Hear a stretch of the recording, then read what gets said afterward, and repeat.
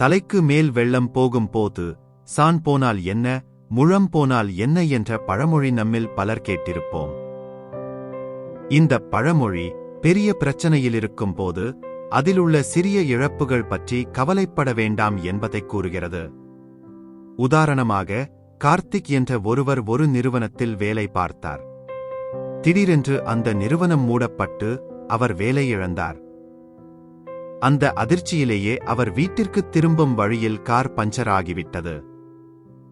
பெரிய பிரச்சனையில் இருக்கும்போது சிறிய இழப்புகள் பற்றி கவலைப்படாதீங்க, அவை அதே வெள்ளத்தில் கலந்து போய்விடும்.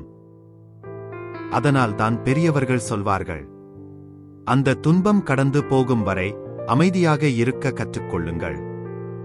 ஏனெனில் பெரிய வெள்ளம் வந்தாலும் ஒரு நாள் அது குறையும்.